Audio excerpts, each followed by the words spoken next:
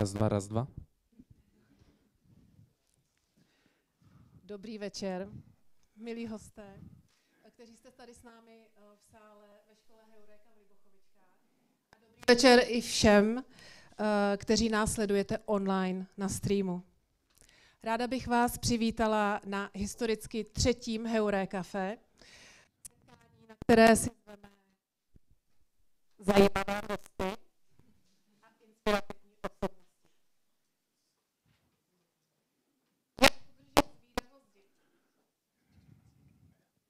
Jak udržet zvídavost dětí i po nástupu do školy? Takto jsme nazvali téma dnešního povídání, které bude celé o přirozené dětské zvídavosti. O přirozené dětské zvídavosti a o všem, co s ní souvisí. Na pomoc se zvídavostí jsme si pozvali odbornici na slovo vzatou, která se zvídavostí zabývá v podstatě celý svůj život.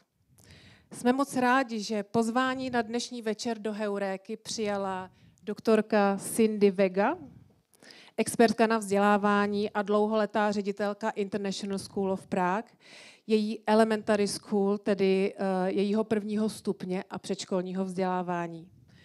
Zvídavé otázky bude pokládat Jan Kala, zakladatel sítě škol Heuréka. A ještě než oběma předám slovo, tak mám informaci pro diváky, kteří nás sledují online.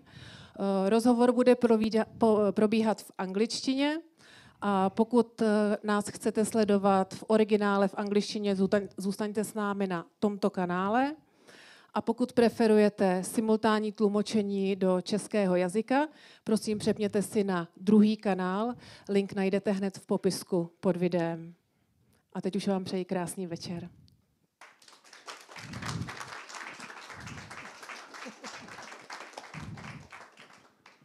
So Cindy, I really want to welcome you over here. It's so wonderful having you over here. I want to welcome everybody over here in Libochovičky. Most of you had to travel over here, so thank you very much for that and having you over here. And I also want to welcome all those about 320 people who are watching us online today. And if I can, I would start a little bit personal. What were you the most curious about this week?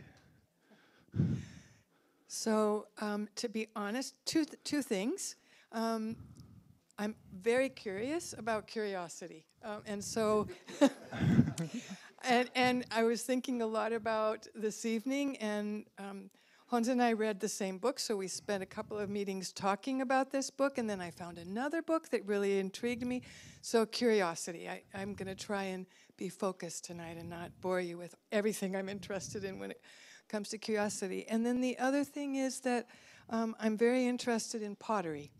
And I've, now that I have some time to do something that I want in my free time, I've been learning about pottery, and I'm finding that I am applying the same inquiry skills and how I've learned professionally to something that I'm doing in my personal life, and that's been really exciting as well.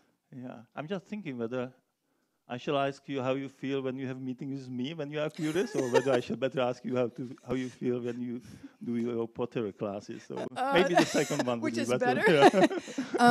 Actually, I think in both cases it's something that I'm really interested in, and so our conversations, whenever we're finished talking, I'm excited about the ideas, and that drives me back to doing more reading. And it's the same way with pottery.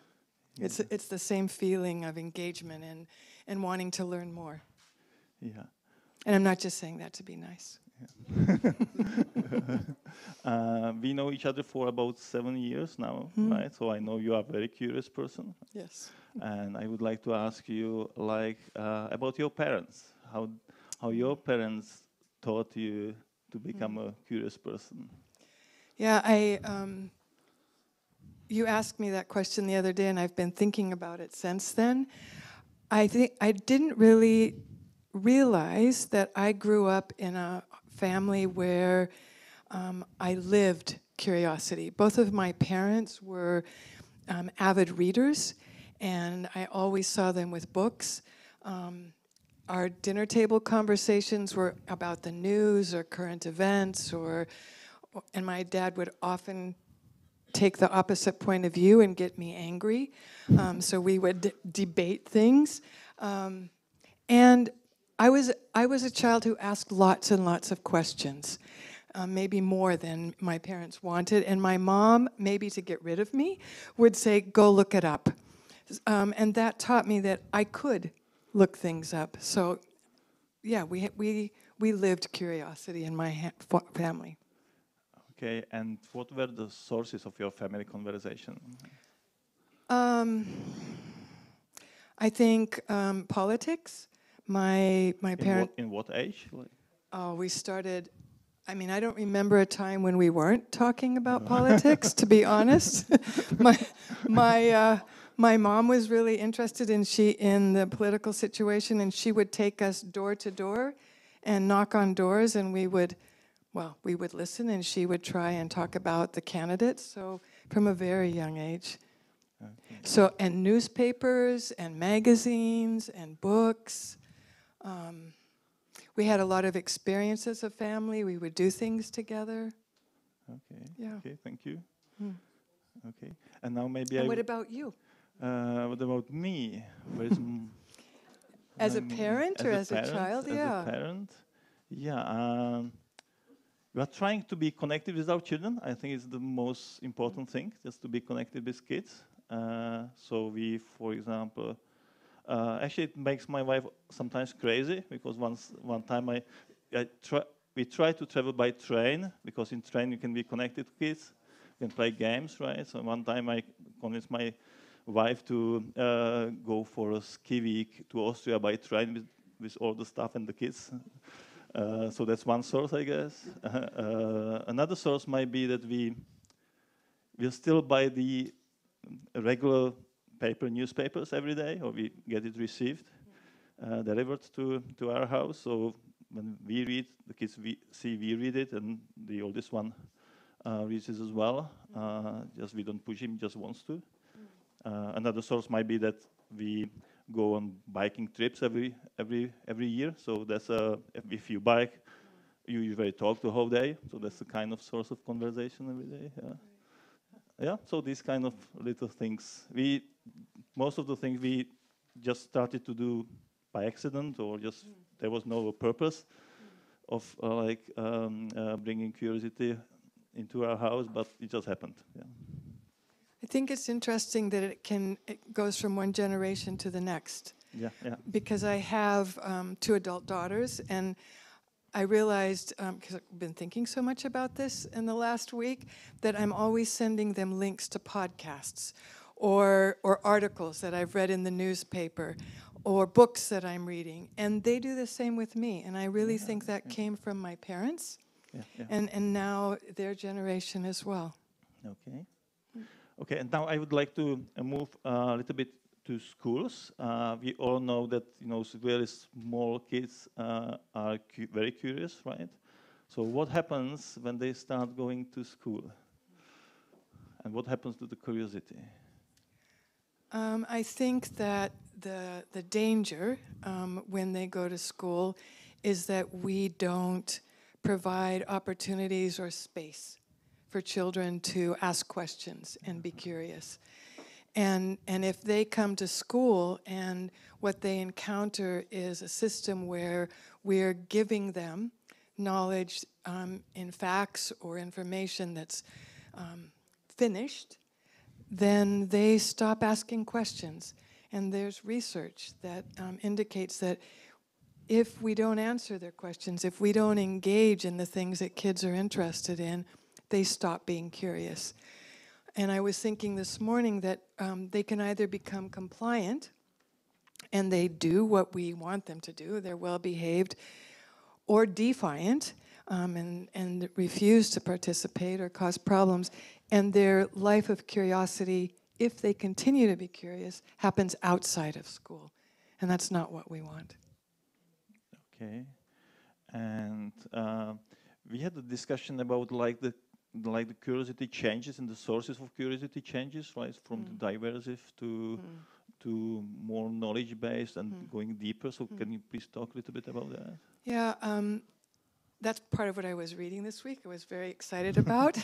I'm a bit of a geek when it comes to these things. So I was reading about diversive curiosity and epistemic and empathic. And it was exciting to me because I've been working with curiosity and inquiry my entire career, many years. And it labeled, it put a name on the different kinds of curiosity. So diversive curiosity is what we all recognize in young children, where everything is new and exciting, and they ask us, what is that, and why is that? And that's different from epistemic curiosity. As they mature, if given an opportunity to continue to be curious, they want to understand more.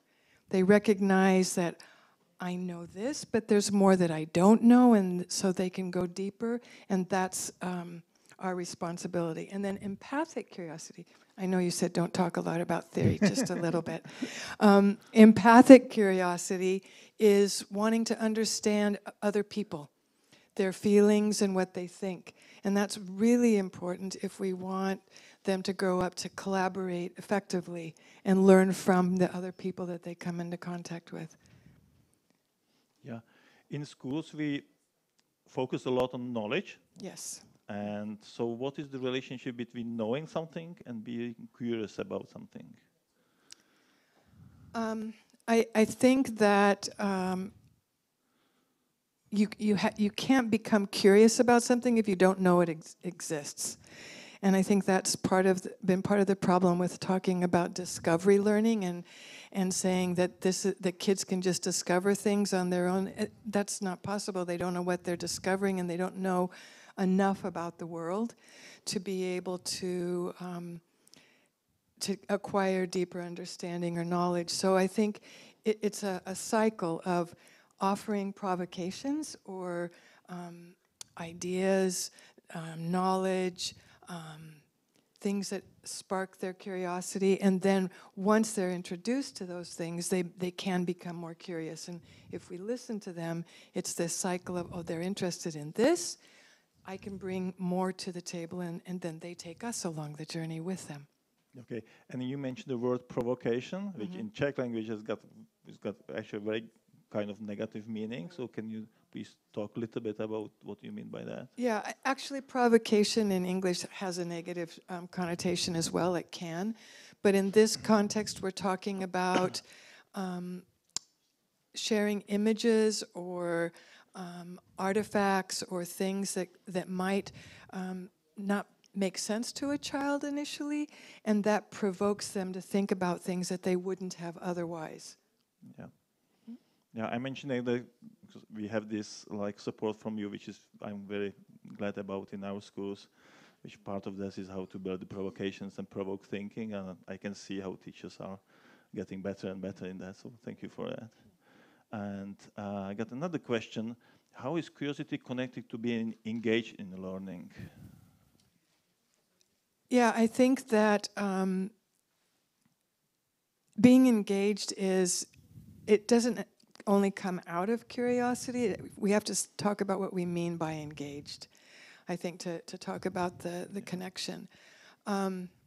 If we think about curiosity in the ways that I was just describing it, particularly epistemic curiosity, where kids and we as adults want to go deeper and make connections, then engagement is the experience where we are actually doing that kind of thinking and learning.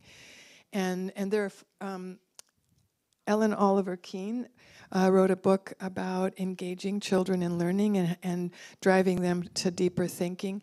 And she talks about, She talks about 4 pillars.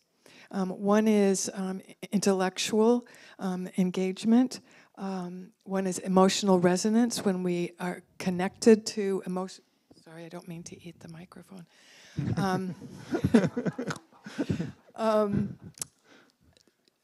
Emotional resonance, when we connect to something emotionally, the information or the knowledge. perspective bending, which is why it's important to have empathic understanding, because you learn with and from other people, and you understand that they can change your thinking and you can change their thinking.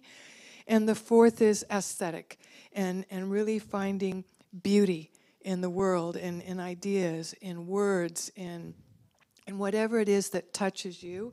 And so engagement is all four of those. Yeah, I really like that. I'm connecting that what we call tension, which we try to happen in our classes, especially in big questions. We have a subject called big questions, and we always try to like create a dialogue in the children, like in a dialogue and like in a tension.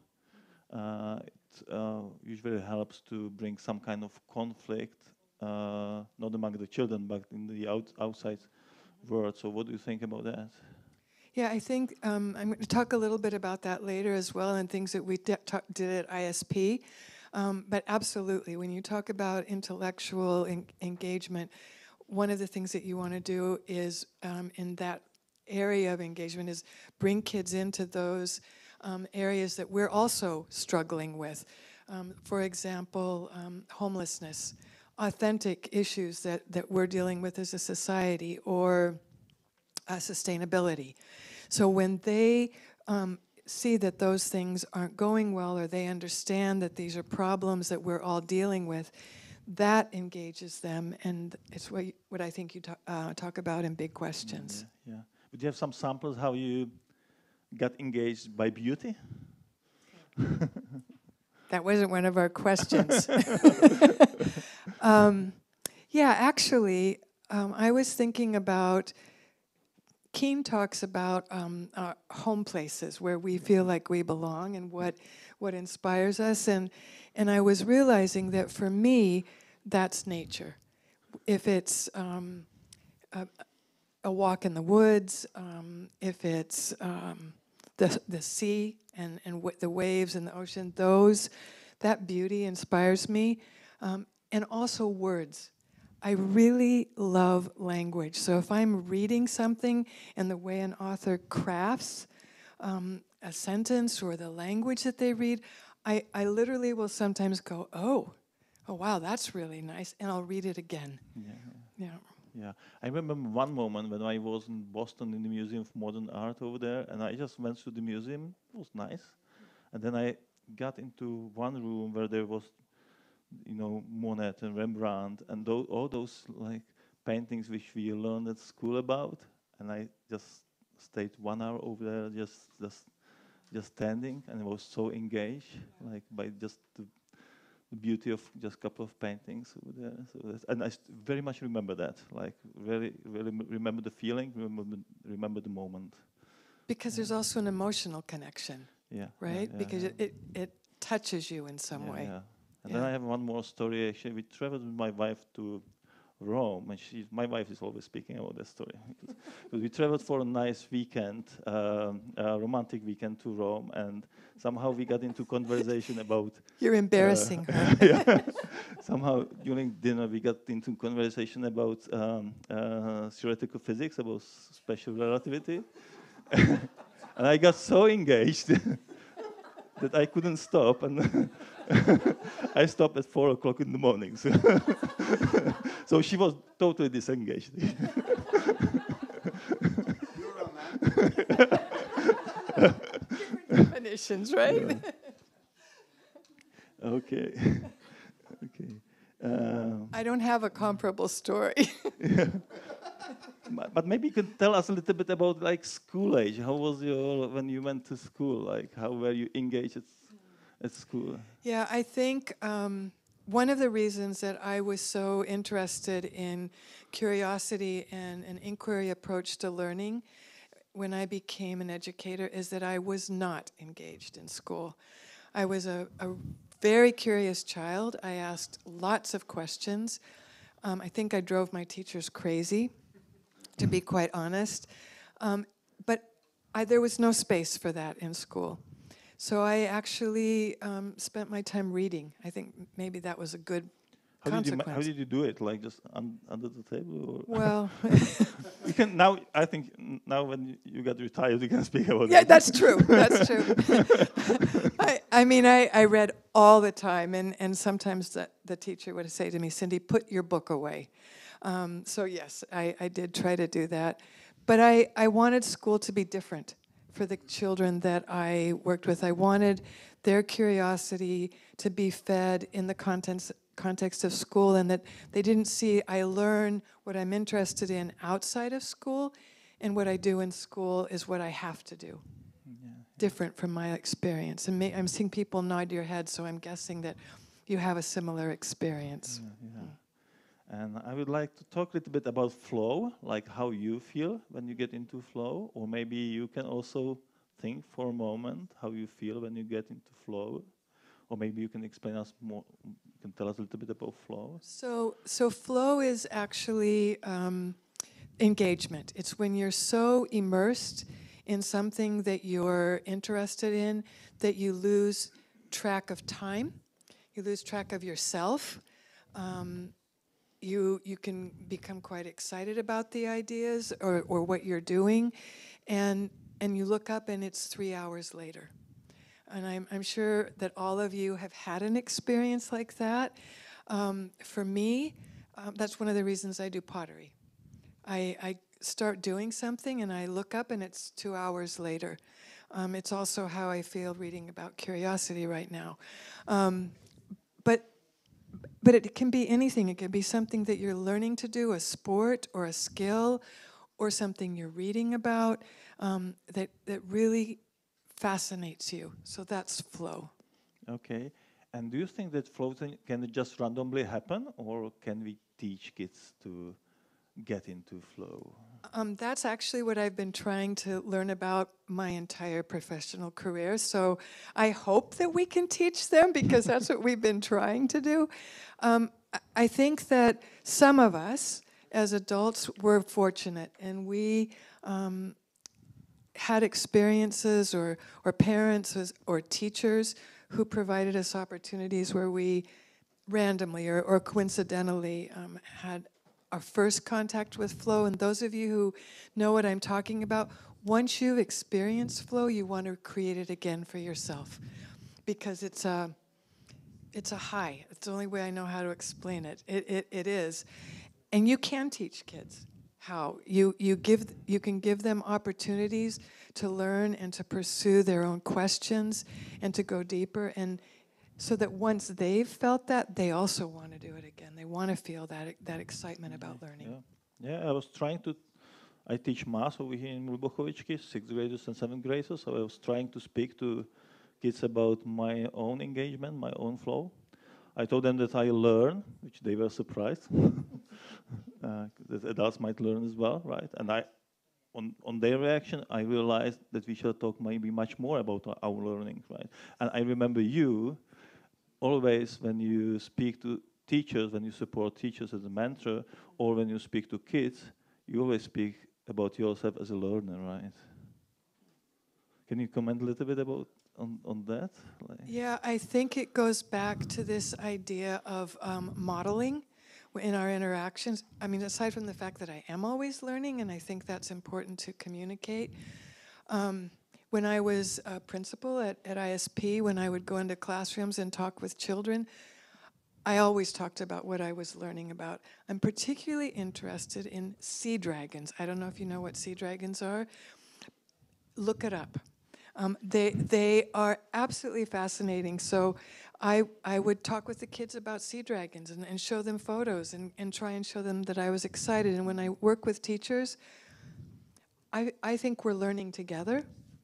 So I try to share what I'm learning, because I am hoping that I will get to learn from what they're learning as well. Okay, and what about us as parents? How can we as parents help our children to be more curious and engaged in learning? I think we need to put our phones down, and we need to turn off our computers and be present with kids. And what you described earlier, connecting with them, playing games with them, talking with them, listening to them, asking them what they're curious about, reading the newspaper with them, some of the things that we talked about earlier, sharing what we're reading. I remember one of the things my dad did, even until we were teenagers, he would read to us every night. I had a brother and a sister, and he liked the books so much, and he would get so excited about what he was reading that we got excited as well. I have wonderful memories of that, and I think that's something that you as parents can do as well. Once they start reading, it doesn't mean that you don't have to read to them or with them. You can share your passion as well. I'm just thinking, because we have 3 children, so we are kind of bigger family, and sometimes it's nice to be in a whole group, but sometimes it's nice to disconnect into small parts, like just one adult with one child, because then there is like much deeper connection, I feel. Yeah, I think we were talking about that the other day, and you helped me realize that I do that with my daughters. We have 2 daughters, and I know what each of them are more interested in. And even now, when we talk, I'm thinking about Stephanie's really interested right now in emotional learning. They're both teachers, by the way. So we talk about what they're interested in, just like what you do with your children when they're younger. Yeah. And what do you think about like video games, or maybe video games and board games? That would be like. I have a bias, and so for anybody who is a strong proponent of video games, I know there's some value in them. I don't see it, but that's my own bias. And I used to have lots of arguments with our tech director at ISP because we didn't agree on this. I know there's a place for it, but I think that the advantage of board games is that you're communicating face to face and there's conversation, and kids are learning how to collaborate. And I understand they also learn to collaborate with video games. I just don't think it's the same. And I have to also say that my dad got rid of our TV when I was a child, so we had no technology in my house even all that time ago. He told us it was broken. He put it in the basement. So I didn't grow up with any kind of technology, TV, anything. Okay, we are over here in a village where we have no mobile phone signal, so perfect. It's kind of it's actually a great thing. Yeah, it's a great thing, and we don't have TV at home as well. So. Yeah. And I think it helps the afternoon and evening conversations, right? You just get more connected. Yeah. You have to talk to each other, or read. Yeah. Okay. And we were talking a lot about how important is it to teach children to be engaged in the learning, or to get engaged in the learning, and to experience flow, and what does it mean for how we use time in schools and how we structure learning? Yeah, I think one of the teachers that I was working with this week actually said this to me. A teacher from this school actually had developed a really engaging lesson. The kids were very excited and having a wonderful time in learning. And when I spoke with him later, he said, it just takes so much longer than I thought. And that's part of it. When you're providing opportunities for children's curiosity and to really go further and deeper and make connections, it takes longer than traditional learning. And you have to schedule time for that and be patient and be flexible, I think. And they learn more than in the way when we tell them, because they're constructing their own understanding. Yeah. And I guess deeper as well, right? And deeper, absolutely. Yeah.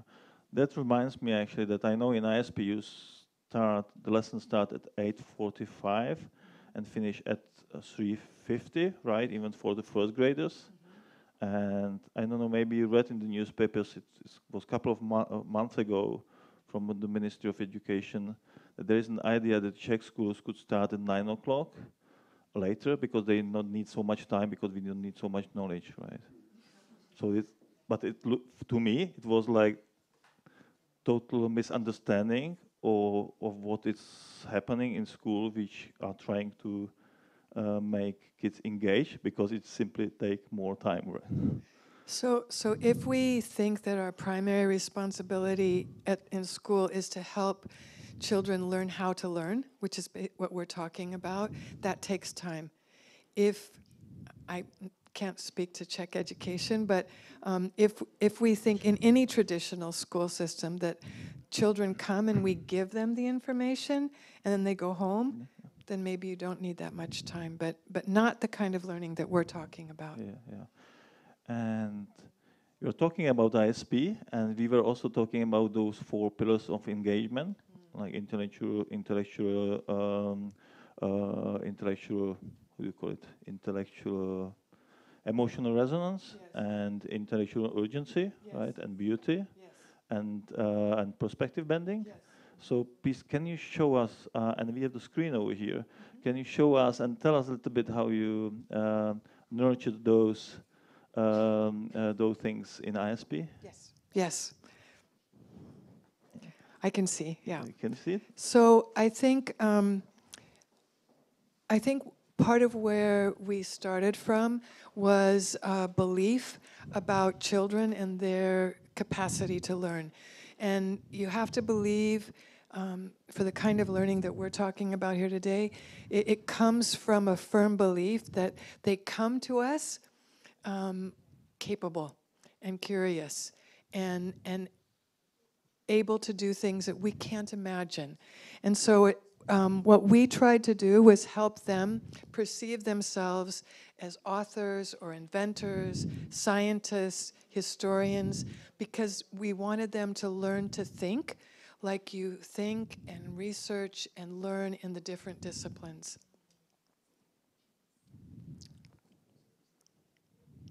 And this is an example. So my area of focus for my 40 plus years as an educator, I hate to say that because I just told you how old I am, but from the time I first entered a classroom as a teacher, I was interested in helping kids engage in learning and being curious like I had been. And that's called inquiry-based learning.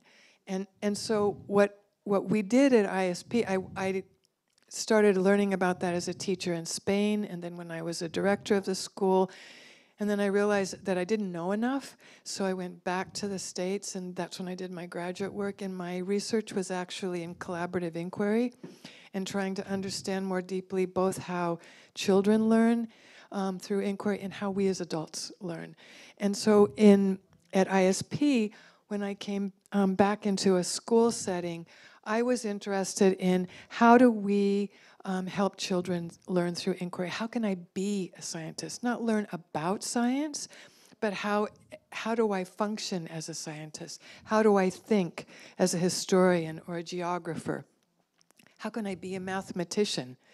Not just learning algorithms, but how do I actually think mathematically? Or be a writer? Or a reader, and how can I learn from and with others, and what can I do with my learning? So these are the questions that focused our work, and it's actually, they're still the questions that drive my work with teachers and with children. Yeah, maybe I can add a comment. We had one big question, and I know in ISP you do similar things and much deeper even, but we had a big question about why people write books, and the kids were so much into it, because there was a discussion with an author of books which they read before. Right. They were first graders to third graders, so really small children. So they were so much engaged in the discussion, and then they wrote their own book, like together. Everybody wrote a small piece and published the book, and they were so much engaged in it. Yeah. And that's similar to what we do with writing. And at ISP, the children write drafts. They learn that you don't just sit down and you write something and you're done, but it's a process, which is what your students learned as well. And they get really excited about crafting the language and publishing something. It sounds similar.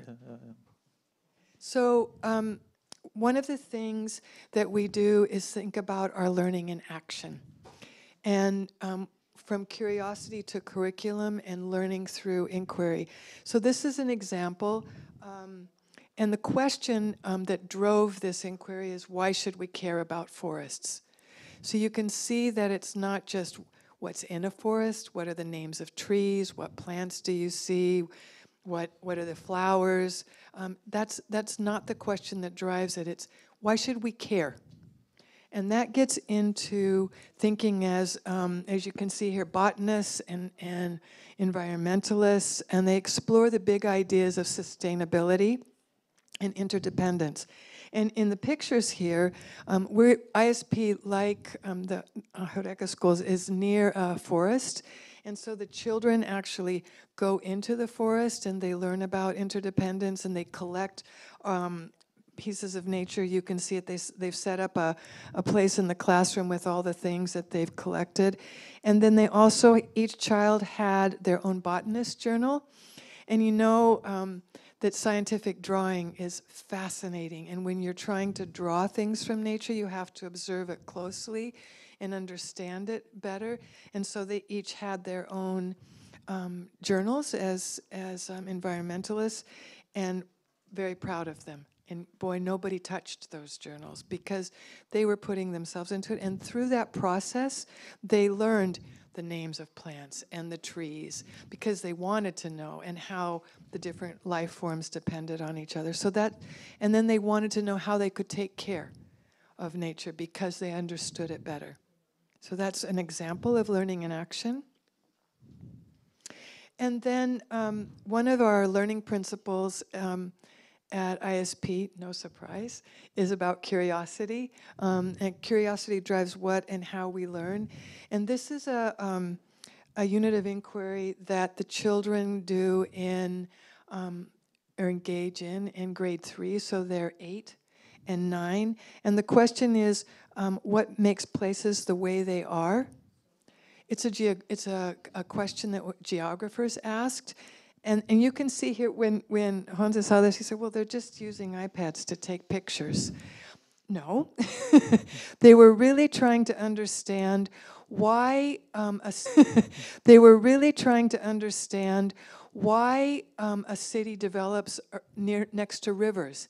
And what does the river in Prague, what role does it play in the development of this city and this culture, and how does it affect the buildings? And then they also looked at the city through the lens of historians, and they studied the buildings. And this is a drawing by one of the children. They all chose a building that they were particularly interested in, so they were learning to observe closely and understand different periods of history and architecture. And then when I retired in June, they made a game for me. I will get emotional thinking about it. And they had taken all of the drawings and shrunk them, and it's a concentration game. So you have to look at the building, and then on the back, they'd written what they'd learned about the history of that building. And it's a game I can play with my grandson. So yeah, I think the learning about geography and history and the content was embedded in this inquiry into this place where we live, and the beauty and the richness of this location. And then the question is, when they're curious, what does it look like? And what it looks like, and what do they do? So this is an example. They were looking at the number of insects in a square, measured square in different locations.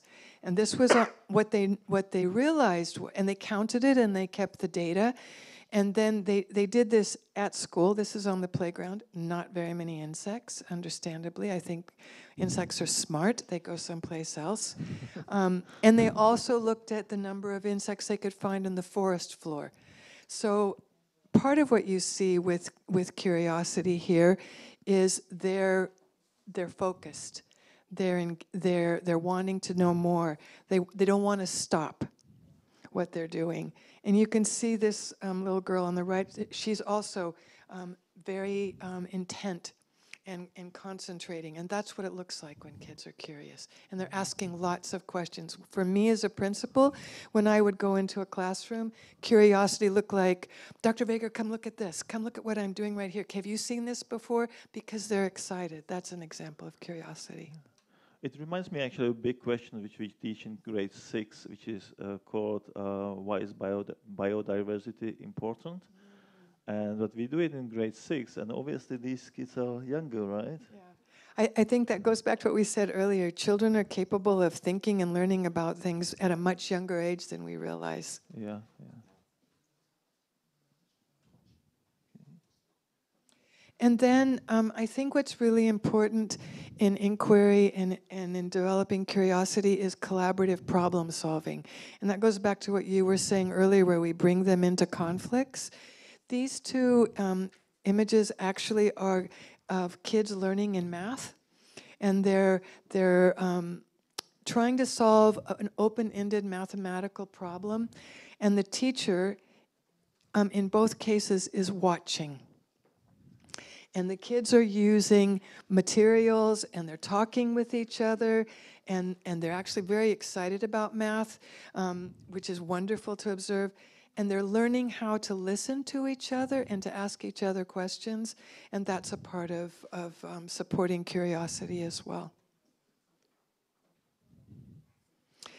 And then I just had to show this series of photos. I don't like creepy crawly things, but kids love creepy crawly things. And this is a little girl in first grade. She was 6, and she found a walnut on the playground, and they cracked it open, and inside they found that worm, and she was fascinated by it. And so then she, on her own, took it home and she drew a picture. It's a scientific drawing. It's exactly what we were talking about earlier, and she did that on her own. And I thought that was a good way to close a little bit about what we were doing at ISP. The goal is that they get so excited about learning that they find what they're passionate about, and they do it in their own time and what they want to do. Yeah, yeah. I have one story related to that. Actually, I went to an expedition. I think it was with Jedny, was it, to Biocev, which is a research organization. It's, I think, the established by the Czech Academy of Science and the Charles University. I think so. And there was a scientist. And there were actually 4 scientists working with our kids. It was 16 kids, 6th graders, working with those kids, isolating DNA. Wow. And I thought I can never isolate DNA, right? And I'm telling that because there was one 6th grader. He was just standing there and speaking to me, but maybe even through me, saying, "I will do that."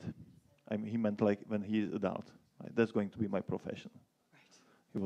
It was so obvious, right? It's exciting, yeah. He was completely inspired. Yeah, yeah. He was sure it's going to be his lifelong job. Right? Great. So I cross my fingers that it's going to happen. Yes, yes. Okay, and in those pictures, it looks like the kids feel really safe, right? Yes. So. How do you see? If you can please talk a little bit about like the feelings of kids in ISP about the safety and kindness.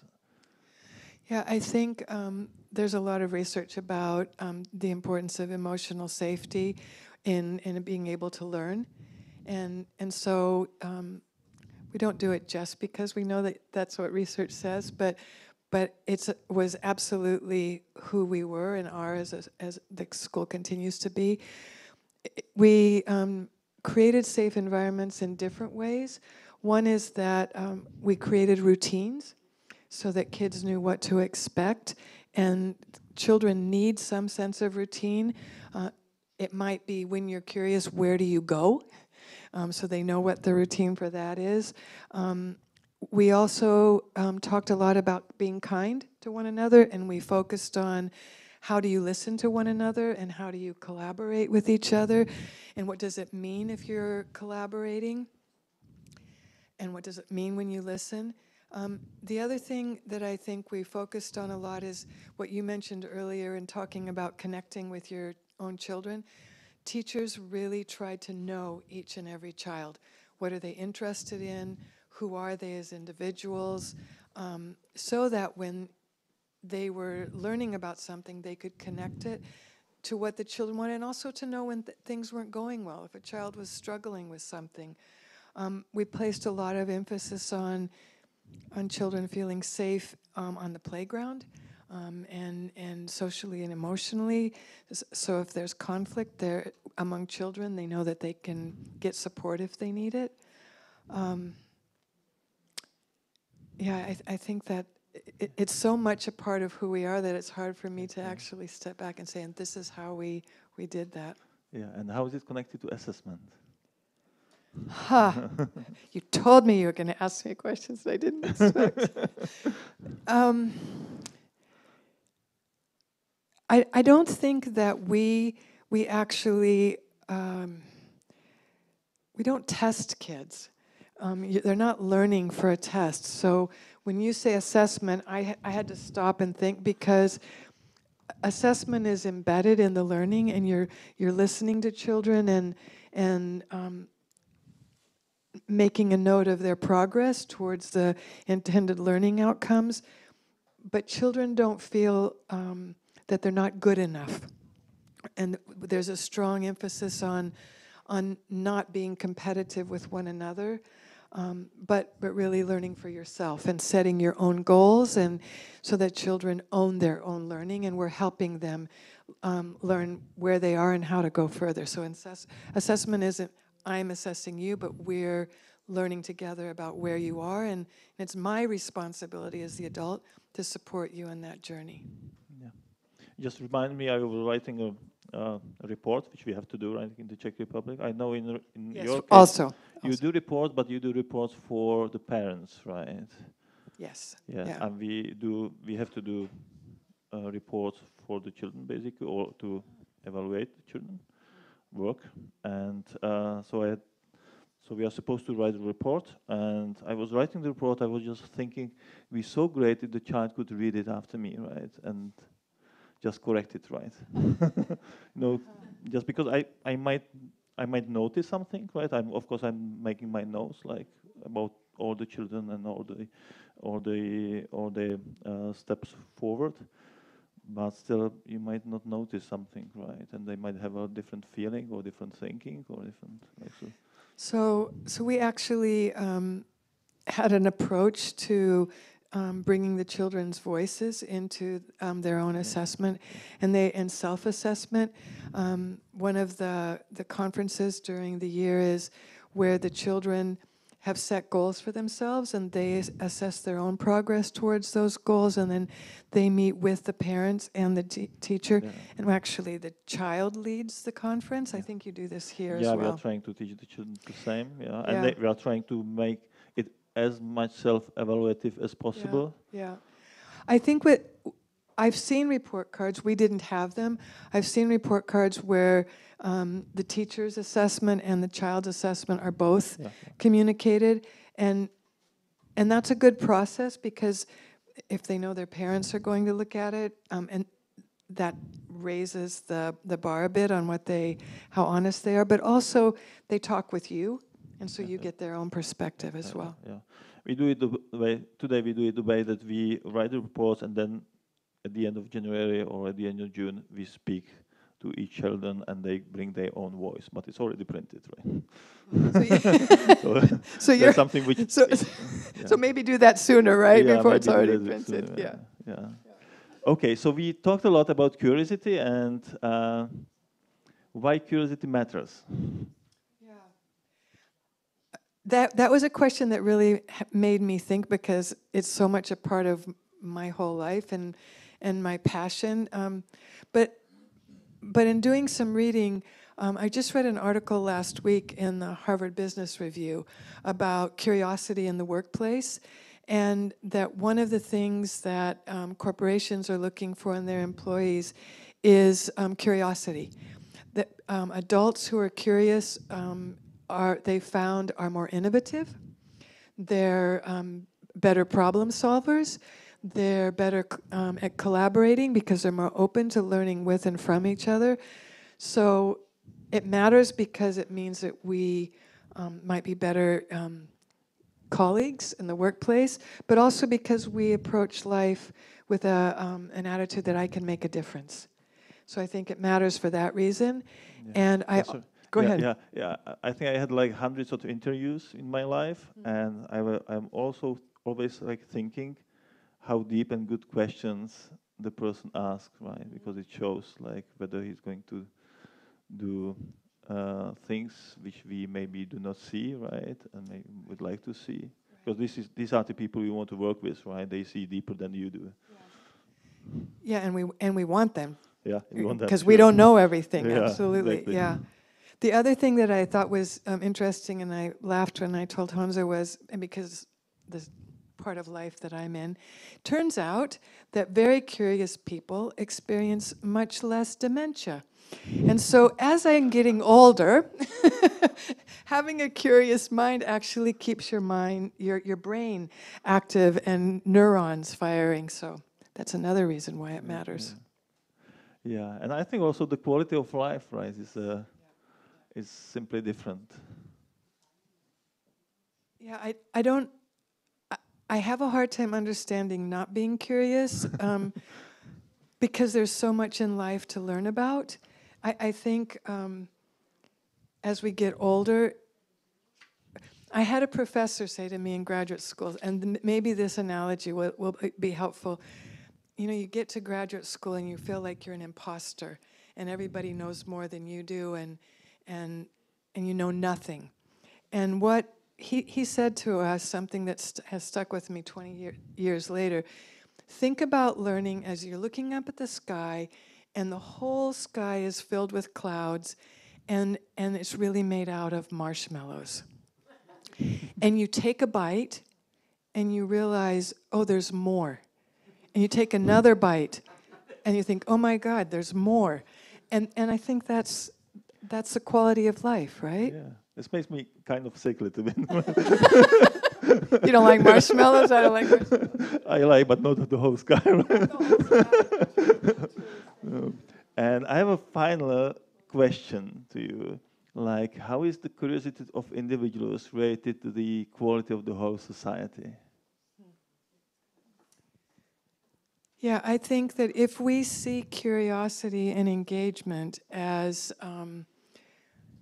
leading to taking action and problem solving and being innovative, then the more curious we are and the more engaged we are, then we make a difference. And one of the things that we really focused on at ISP and that I focus on with our own children is that we're in this life to leave a better place than we found it. And you do that when you're engaged in innovation and problem solving and taking action. And that improves the society for us and for our children and future generations. Yeah. You can really see how curious people really care more, right, about the environment and even the local environment. And yeah, democracy. And you have the elections now, right? Yes. Yeah. Neither of our countries are in a very good place right now. So maybe before we pass the floor to people, to the audience, would you have any final message, like about curiosity to us as parents or to us as teachers? I think that my message would be our responsibility as parents and as educators is to live curiosity, to model it for kids, to share what we are interested in so that they see that it's exciting and life is interesting. And I don't think anything else we do is, because then we care, all of those things, there's nothing else that we can do besides, of course, love them. Yeah. Thank you. Thank you very much.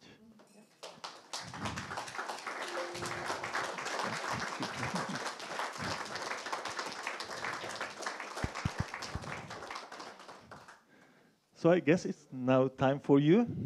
If you can think of any questions which you would like to ask Cindy. Yeah, you can have the questions. Sorry, you can have the questions either in English or in Czech. My question is if and how to apply age-appropriate boundary if the kid is curious, because I know solving this problem with I do have girls twins. They are 5 years old. They're really curious about human body, but more about like the injuries. So if they saw anybody with like broken leg and everything, they are like, oh, we want to see the pictures of the scans and how it works. And like the more blood it's in it, it's like they're really curious. And I'm really struggling if and how to apply the boundary, like what to show them, because they're only 5. And like, I don't want to show them like, I don't know, drawn pictures, but some real ones, but with, yeah, age-appropriate boundaries. So interestingly, I'm also dealing with that with my grandson. He's 4, and he's about the same age, and he's very interested in whether or not if you cut off a head, can you sew it back on? And I had the same dilemma. How much do you show? So if you want to bore them so that they're not as interested, actually, we looked at drawings of human bodies, no blood, and talked about, you know, could you cut off a head? Do you see the spine? And tried to take it more towards the biology. I think sometimes they ask those questions to see how we're going to react, right? So maybe just... So, Mom, if we won't have a heart, we will be dead. And I'm like, yeah. If we will not have a brain, we will be dead. And it's like, yeah. Yes, I'm going to tell a story about... sorry, Caleb right now is my sample size of 1. He's really interested in death. And I was telling this story to Hansa because I think they're trying to figure out what does it take to be alive, right? And how do we, what happens when we die? And in the park across the street from where I live, there's a memorial. I hadn't noticed it before, but he noticed it. So we have to stop, we have to look at it, I have to read it to him every time. And he's convinced that the man whose name is on the stone is buried there. So he wanted to dig it up. And I said, we couldn't see anything. He said, Nana, we can come back with a flashlight. And I said, well, I think the person won't be alive. Yes, if we open it up, which goes to your point, we can help him live. And that was about 4 or 5 months ago. And every time we go by there, he talks about this person. So on Saturday, we're walking back to his house, and he said, you know the Queen died. My son-in-law's British. I said, yes, I know the Queen died. And he said, and she was in a coffin. And I said, do you know what a coffin is? No. So I explained that it was a box that you put a body in when it dies. And he said, do you think the man who is buried across the street from you is in a coffin? We could dig it up and look at the coffin. And I realized that I have to be really careful not to answer his questions and ask questions, because he's trying to figure out what your daughters are. Do you need a heart? Do you need a head? And it's normal, right? He hasn't yet said, will you die or will I die? It's not quite there yet, but it's coming. Yeah, actually, this is something that when we say each like goodbye before they go to sleep, they are starting to have like sort of fear of death. So they're asking like, okay, can you stay with us because we want to see you like again? And they're really struggling how to deal with those questions. And you know, those kinds of compelling things that all of us grapple with, children do. When we can bring that in appropriate ways into the classroom, that's when they're engaged. That's what they care about.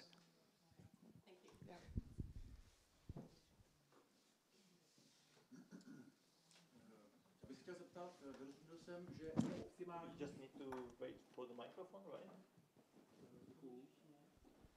Chtěl bych se zeptat, vyrozuměl jsem, že je optimální, když ve třídě učitel mluví jen málo nebo případně mlčí.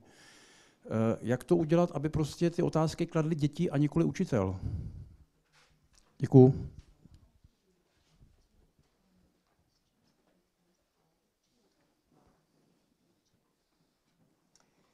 Yeah, it's hard to be quiet and listen. I think that we use different strategies to collect children's questions. We call them wonder walls, and kids can put questions on the wall at any time. So that's always there, and then you can go to those questions. But I think learning to listen, which is what you're saying, and then record their questions and then walk away and think about them, I think that's a lifelong journey. It's really, really hard not to ask the questions for them. But when we do that, we don't know what they're really interested in. I learned a lot from ISP, that you use the visible thinking routines, right? Which are great because they lead to more questions, right? And they open the idea, not close the idea. Yeah, there are visible thinking routines came out of Project Zero at Harvard, and there are lots of different routines. They're amazing as an institution because it's free. If you look up Visible Thinking, Project Zero, anybody can have access to them, and they are routines that help kids and us as adults. We use them with our teachers as well. I'm using them now with Heuréka teachers as well, because I think they help us learn patterns of thinking and questioning. For example, a really simple one is, what makes you say that? Try that. I use it on my husband. I'm not saying he likes it. but when you say what makes you say that, you have to stop and say, well, because, and you have to justify your thinking. And so that's a simple one. And there are different routines. There's a one that we used a lot with younger children called See, Think, Wonder, where you have children look at something, whether it's a photo or an object, describe it, what does it make them think about, and then what are they wondering? And so the questions come out of observations and their own thinking, and then they build on it. I really like this thinking routine, which is called circle viewpoints, right? Because it brings like more perspective of different people and more I think it's connected with the perspective bending, right? That's what I was just going to say. Yeah, I think another one that I like is compass points. Yeah, I use it sometimes with. We use it sometimes even with adults, like, because when we are facing a big situation or difficult situation, then we really want to monitor the situation, like to analyze the situation. Right? That's a great thinking routine. So tell us about what it is then. Yeah. No, go on. Sorry. They just don't know what compass points is, so that's why I thought we should explain it.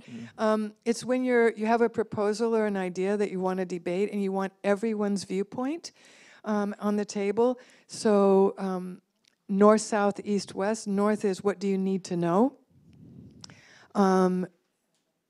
South is, what stance do you have towards this idea? East is, what excites you about it?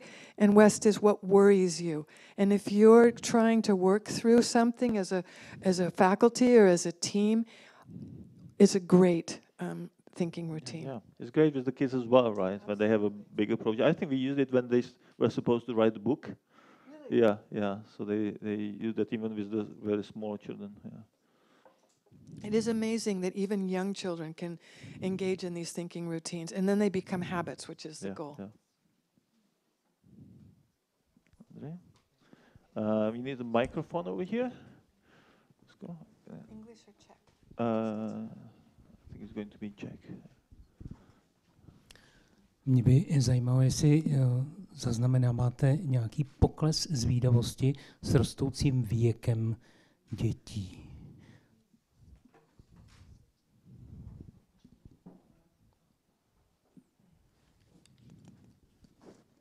Yes.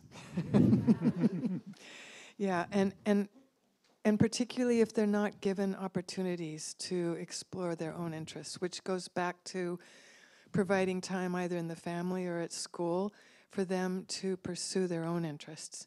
It changes how we structure the day. I'll give you an example of something we tried at ISP, and that is that every year there was, up through 5th grade, and I think into the middle school as well, there was a unit in which each child chose what they were interested in. And they had an opportunity to practice engagement and learning. I think when they have opportunities like that, then their curiosity doesn't decrease as much as they get older. But you have to work at it, and you have to provide opportunities for them to do that. I think we can get lost in technology and TV and movies, and kids don't have to think. And so if we can provide those opportunities to think and to pursue questions at school and at home, it doesn't go away. That's my experience. Yeah, and we were talking about Wikipedia versus TED, right? So that's a good... Yeah, that was an aha today when I was reading. I don't know if you have this tendency. It's one I'm trying to break. But as soon as I have a question, I go to Google or to Wikipedia. And the problem with that is it's an answer. And if kids are learning that if I have a question, I can go find the answer on Wikipedia or in Google, then they're not curious anymore. So I know that one of the teachers here was telling me that he's not letting the kids right now in their research about human bodies go to Google or Wikipedia, because he wants them to really go through books and think about it and talk with experts. You have to be careful, otherwise then they won't be curious at all. I don't have to think, I can just go to Google. And it turns out that the designers of Google created an algorithm. That was their intent, that we would never really have to think or question. We could just ask a question and we could find the answer. And that's still their goal. Yes, exactly. Yeah. And what about TED? I like TED Talks. Yeah, I don't know if you all are familiar with TED Talks, but I think it's a great source to encourage curiosity, because a person talks in depth about something that they're interested in, and they spark our ideas as well and our own questions. Yeah. You can use, maybe you've done it at in Heuréka schools, have TED Talks done, TEDx with kids? We're thinking about like exploring this idea, like bringing some format of like that. But like my thinking about that is that is great in perspective bending, right? All the presentations are like bending my perspective, right? Yes, and in politics, just thinking about the news, I grew up in a family, obviously, with politics. I try to, when I'm trying to open my mind, I read newspapers or magazines that I know I don't agree with, so that I can try and understand another perspective. Yeah. It's painful, but it's important. Yeah. Okay, thank you. Microphone.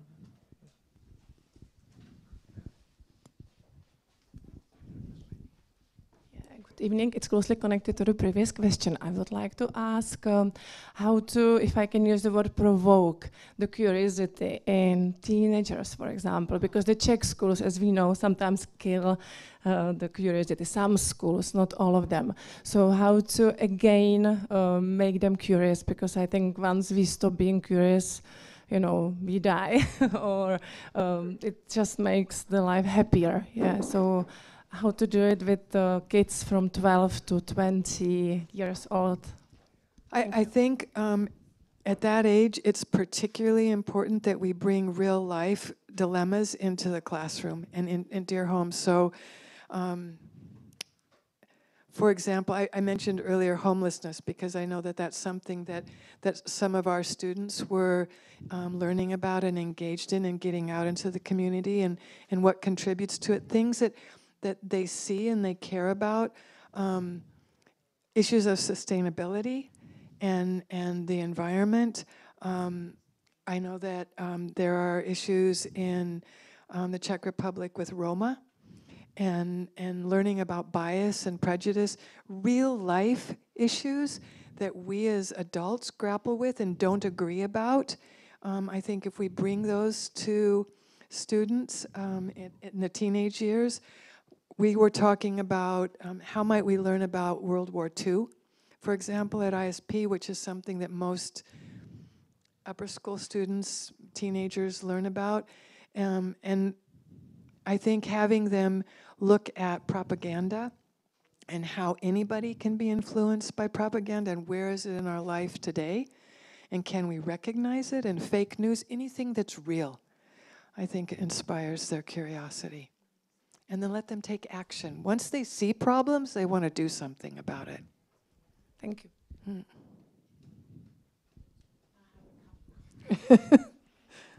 Do I have to use the microphone? Yes, please, because we need for the translation okay, and broadcasting. So one question is how to become from the British school, referring to the flow. So forgetting about time and yourself, how to align this idea with timetabling and with the horrible idea of breaking up days into 45 minutes. We have alternative schools where we teach in blocks. The Waldorf school teaches in epochs. So how do you deal with it? I don't have any good answers, except that to the degree that's possible, provide blocks of time that are longer, so that students can go into greater depth and they don't have to stop and move to something else. We were talking a little bit earlier about integrated learning and the kinds of inquiries that I talked about here. That takes time. And when you move away from a traditional blocks of time or scheduled 45 minutes and give kids longer, then they can get into flow. But you have to give them time. Yeah. The best thing is when they say to you, I don't want to stop. Or you have to say, you have to stop because we've been working on this for 3 hours. That's what we want to get to. I was just wondering how schools aligned following the Czech curriculum can fulfill the criteria. You have no problem with that. There is no problem with that. You don't have to. There is nothing in the law about 45 minutes. No, there is not. Nothing in the law about 45 minutes. Because usually we have 75 to 90 minutes blocks. Mm-hmm. I prefer 75 minutes actually. 90 minutes is like a little bit too long. But we have also a block of 15 minutes, which is just reading. Mm-hmm. No, just kids go out after lunch. Kids go outside, and then we have a small block of 15 minutes where they calm down, find their own spot, and just read their own book. So it doesn't contradict with the minimum required hours per week of, I don't know, Czech or math or... No, that's a Czech lesson. That's a Czech reading. lesson. Yeah, that's reading, right? All right, reading. okay. Yeah, that's reading. And then we have a different problem actually. We teach too much, like according to the Czech law, because we do not finish at 3:50. We finish at 3:30. We finish at 2:30. So still, like we teach like 50 minutes, 50% more. But still, we can somehow do it with to be within the law, like having a part of the after-school activities within, the teaching lesson, like the afternoon, because we have a morning circle and afternoon reflection circle. Mm-hmm. So it can be part of the afternoon care, or the morning care. So you can do it somehow to be within the law. Yeah. Thank you. And another question is, what is the role of practice and homework in a school that puts discovery-based learning at the center?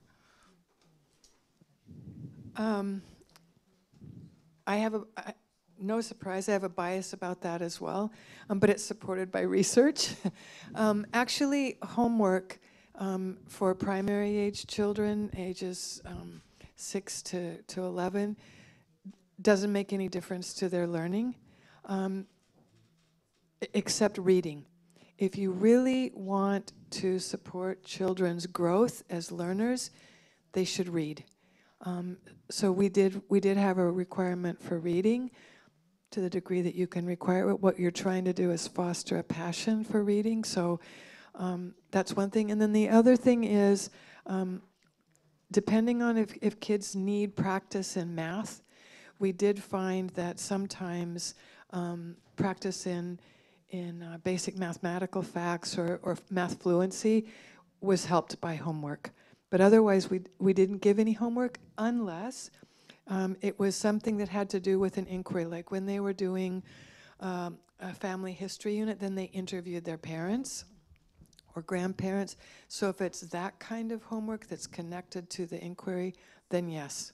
And what about literacy, the first steps in reading? So that's what phonics teaching, literacy training, is that? So practice of phonics and word skills and decoding should happen at school. Yes. And then when they're at home, from our perspective, they should be actually reading or being read to until they can read themselves. It's really important that parents read to young children at home as much as possible. Yes. And another question is, if you think that you can assess in form of a formative assessment the degree or intent of engagement. So I haven't done that yet, but the book that we just read, there's a whole section on formative assessment of engagement, and they had some tools that I'm dying to try, where you as a teacher, there are markers of engagement that you can observe, and also students can self-assess. So they're learning about what does it mean to be engaged, and then they start to look at their own engagement. I'd like to see how that works. Which book is it? It's called Engage. I don't know whether it's called Engaged Children or Engaging Children. I'm not sure. Engaging Children. It's written by Ellen Oliver Keene. Oliver Keene, yeah. And that's a great book, really great. And we had like 10 hours of great Zoom conversations. Yes, we did. Afterwards. Yes, it was really, yeah, made both of us think.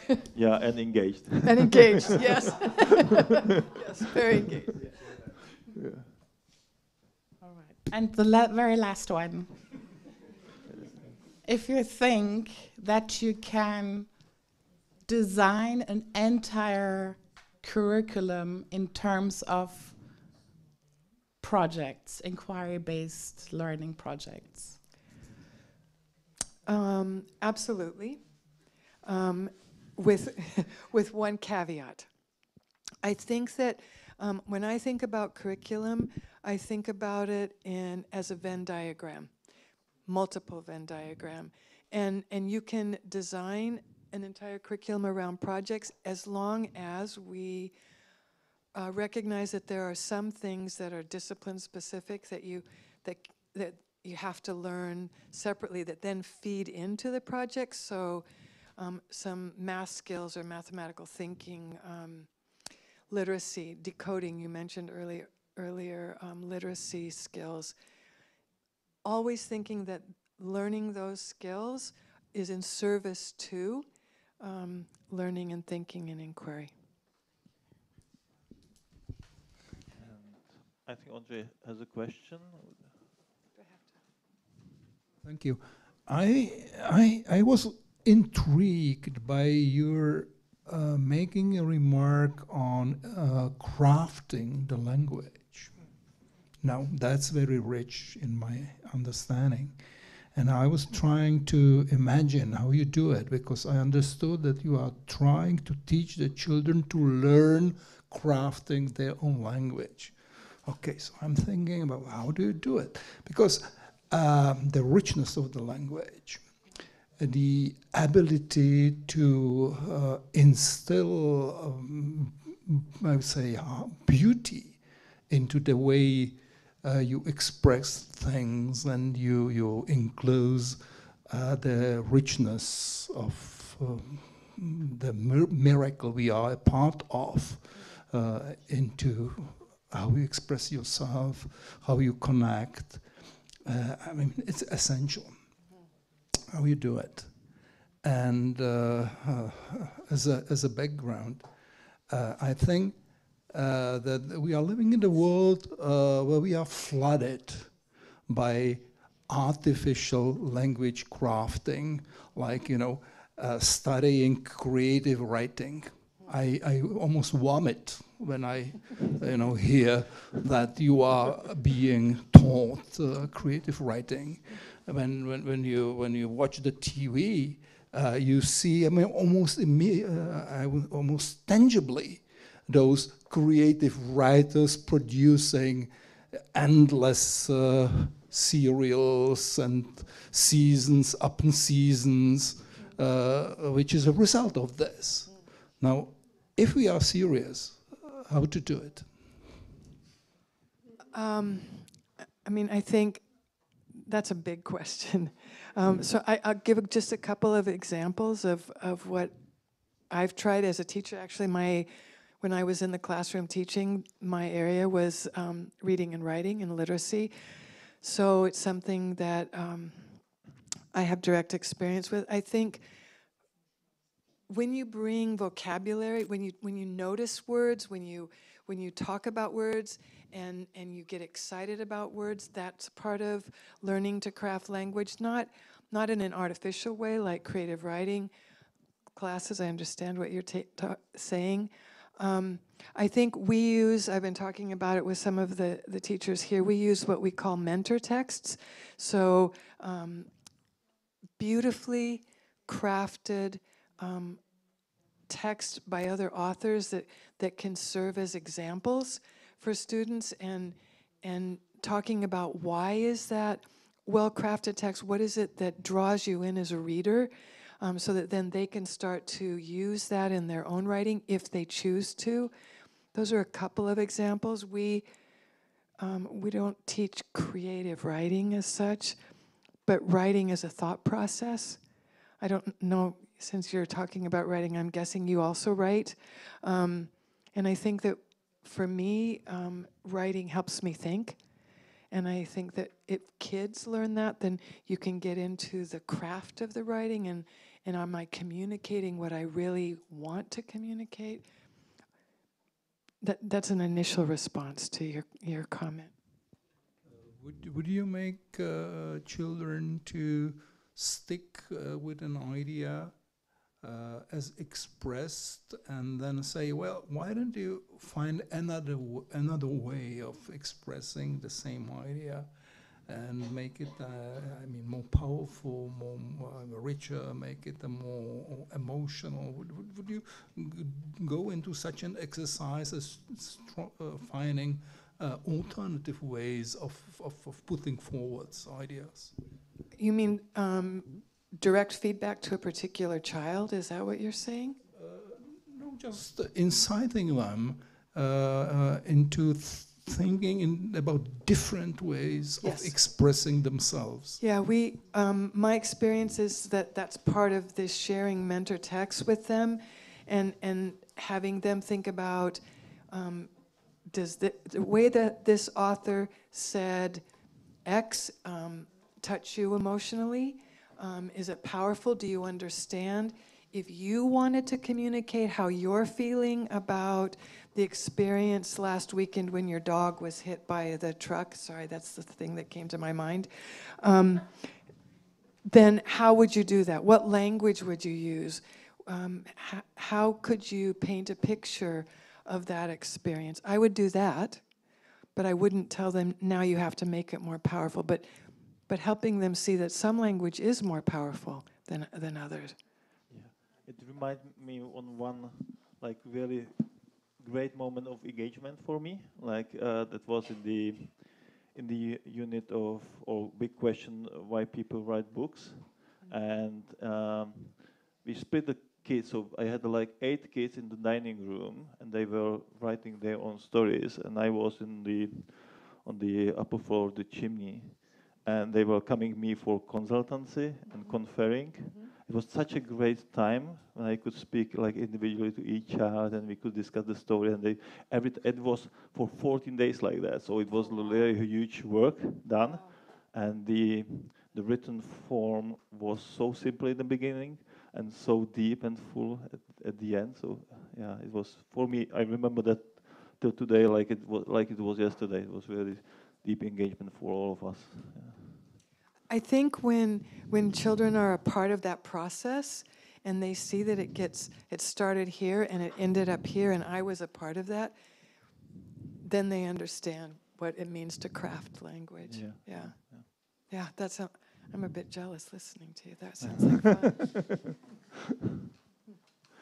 And it's also connect me to one idea that I learned from the book, and what I didn't realize so much before, and that's the rereading, right? I thought rereading is not, I didn't put any big importance of rereading of books, and I was always thinking, our oldest son, he read Harry Potter, I don't know, 8 times or something like that, and I thought it's just a loss of time, you know. And then when I read the book and the chapter about rereading and how the kids get deeper and deeper into the characters and story and conflicts and emotions, and I started to talk to our son about that, and he was actually describing exactly what was written in the book, right? Great. Yeah, I think even as adults, are there books that you've reread? Have you ever reread something? I shall, right. You shall, now you will. No, I reread, but not immediately. I reread like maybe, I have one book which I will love to reread. Saturnian, you know, probably the same as you, right? But I am always trying to forget. I'm really actively working on forgetting the story to read again. So maybe I shall not do that. Maybe don't read that one then. I have a book that I've read 4 times. I highly recommend it. It's called Peripheral Vision, and it's written by Mary Catherine Bateson. She's an anthropologist. And I absolutely love this book because she talks about adult learning through cultural experiences and how we as adults continue to learn and can learn, and through it's all underlined. I've written all kinds of things, and it's a wonderful book. So I think there's a lot you can get from rereading. Yeah. Maybe not Harry Potter, but other books.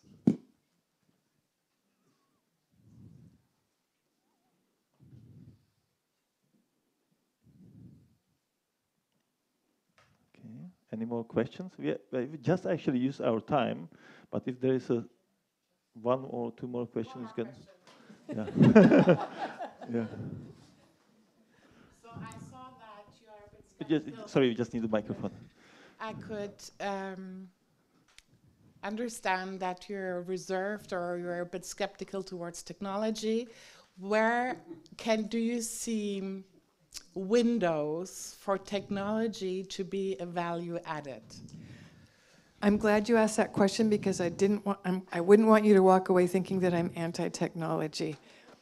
Not too big of a fan of video games, but I think there's a real valuable use of technology in learning. When kids are using technology to create knowledge, when they're using it to make connections, I think they need the skills to know how to use it, to understand, and to pursue their questions, to understand fake news. And so that I think they need technology for that as well. I think there are lots of good uses of technology. I was thinking... I have one more which reminds me. We use a digital portfolio which is called Seesaw. You use that as well in ISP, right? And that's a great thing because the kids, for example, in math, when they learned about the area of circle, then of course they can speak to me or they can speak to each other about the proof, but it takes a lot of time, and it's better that if they use this technology, the seesaw, the digital portfolio, and each of the child just simply make a snapshot of their proof, which is in a written form or painted, and then they speak about the proof. So because when they speak, they have to rethink their ideas again, right? And then the parents receive their proof, and they can speak at home about their proof. So it connects the school and the child with the family as well, right? So I think that's a great tool to use the technology. We used Seesaw as well. So thank you. I wasn't thinking about that. I was sitting here thinking now about TikTok. Is that it? Is that what they call it? Yeah, I've never seen a TikTok video, but I can see where that would be a really useful tool for kids to communicate their learning. They have to be succinct. They have to learn how to communicate effectively. Yeah, I think there are different. YouTube.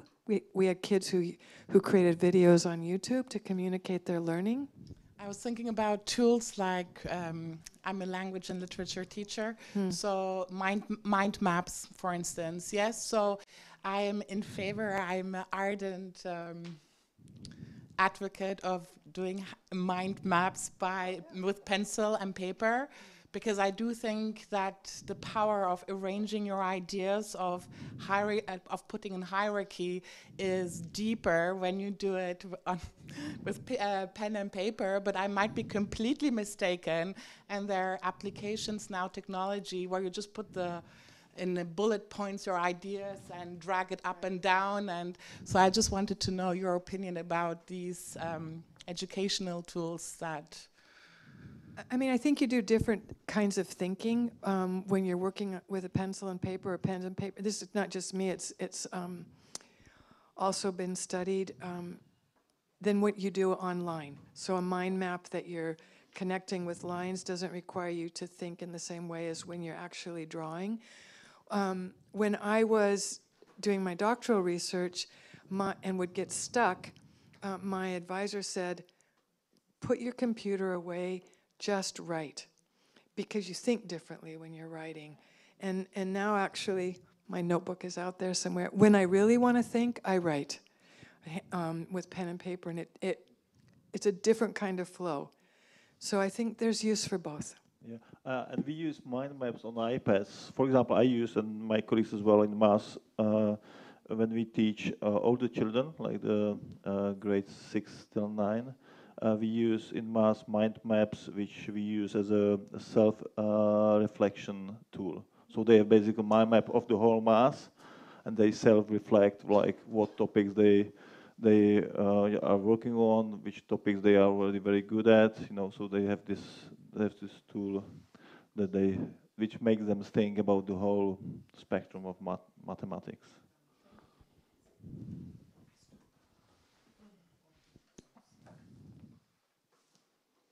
Okay, so maybe the last question.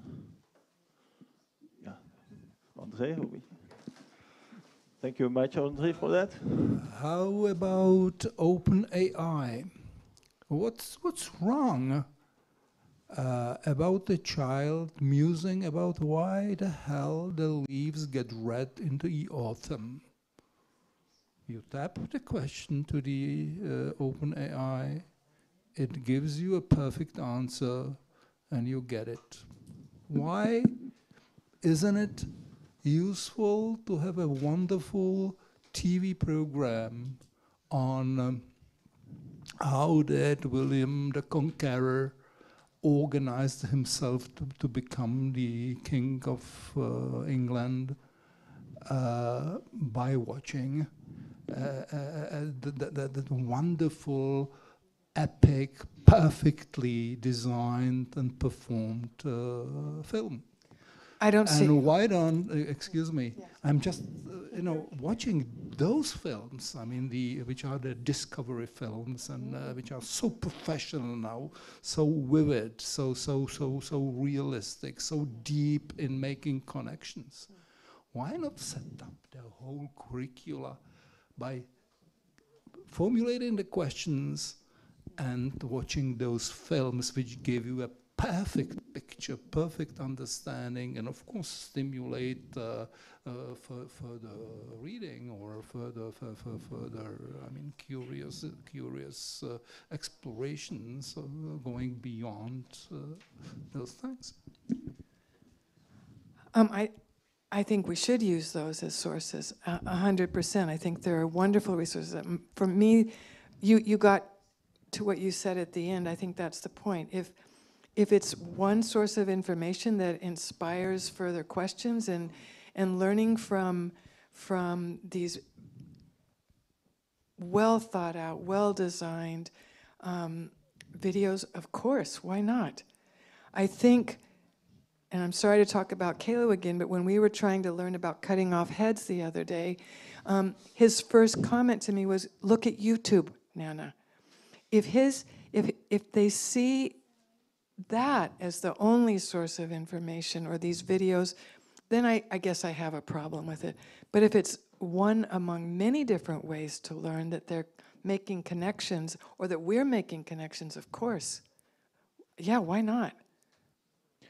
Yeah, I think it's the difference is whether it's the beginning of the process and there's a lot of thinking at the end, right? It's just the start, or whether it's the end, right? Yeah, or maybe it's the provocation. When we were talking about provocations, you watch one of those videos and you get to the end and you think, oh my gosh, I want to know more about that. Yeah. Or who was the person who made this video? How did they know about it? Who are they? If it leads to deeper questioning, yeah.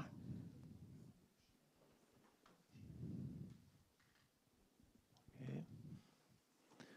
So, thank you very much for coming. There is one more question.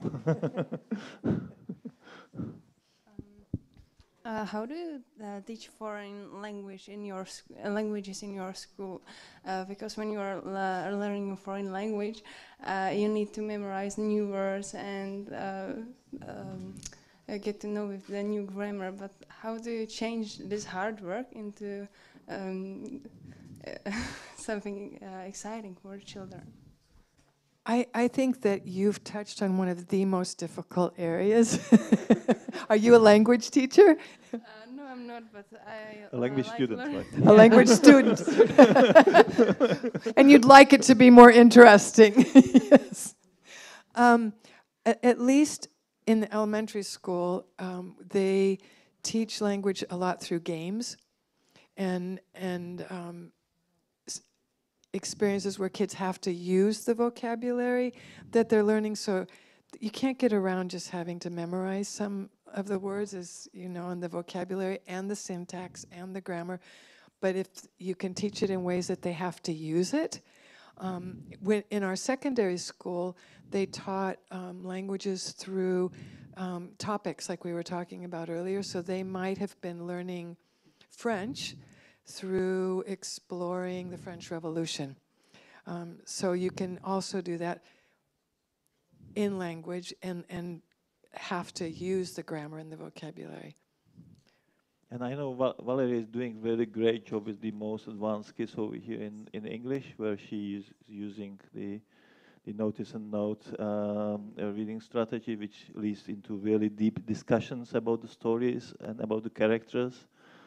So there might be some very exciting moments. And books. And books. Okay, so thank you very much for coming, and thank you very much, Cindy, for... Thank you. Thanks for making us think.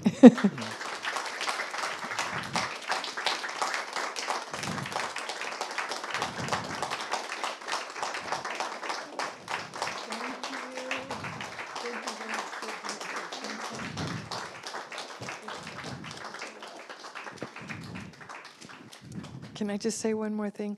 I want to thank you for this opportunity. I was, as everyone who listened to me this evening knew, super nervous. And being here with all of you and looking at your faces and seeing how interested you were helped me feel more relaxed, so I want to thank you for that. And also for the opportunity afforded me by Heuréka and by Honza to think more deeply about curiosity and continue to learn. I feel very grateful to be a part of this community, so thank you. Thank you.